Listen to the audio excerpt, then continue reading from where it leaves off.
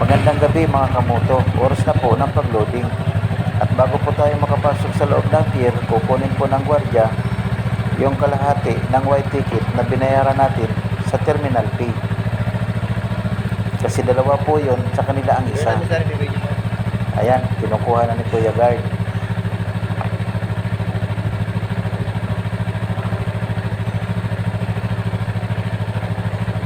At saka sila mag-a-advise na pwede na tayong pumasok sa pier.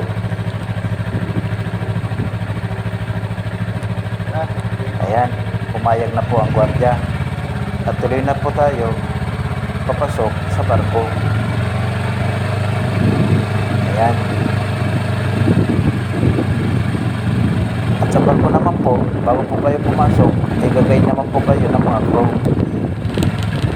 Kasi hahanapan po ng magandang parking o kaya posisyon ang inyong motor. Ayan, tinatawag na po at doon daw po sa pinakadulo. Subalit minsan, nililipat po nila yan kasi kung hindi maganda ang gusto. Ayan, doon daw po sa hulihan.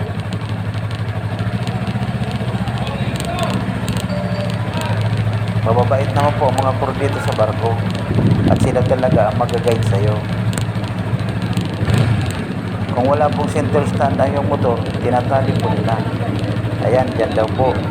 Sige, salamat. Ayan, nakaparking na nga po ang aking motor. Sana safe po siya. At tayo naman po ay aakyat na sa loob ng barko para maghanap na din po tayo ng mauupuan at pwesto natin. Minsan, pag konti po ang pasahero, pwede po tayo matulog gamit ang mga upuan. Minsan naman, pag siksikan, yan, maghanap-hanap po muna tayo.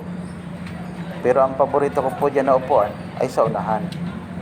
Kasi pasok ang hangin at malapit sa bintana. Matatanaw mo ang unahan ng barko. Kaya lagi po akong nauupo dyan sa unahan. At minsan, wala kang magiging katabi, sayong-sayo ang upuan. Kaya pwede kang matulog na nakahiga.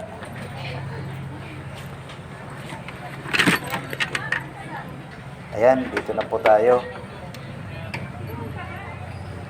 Ayan po yung mga pasahero. Kung titingnan po ninyo, kunti lang po ang pasahero. Ayan po yung labas, yung unahan yung naglo-loading. So dito na po ako, ibababa ko na ang gamit dito. At kung konti lang naman ang pasahero, pwede akong mahiga. So ayan po, pahinga muna po tayo. Salamat po, hanggang bukas muli.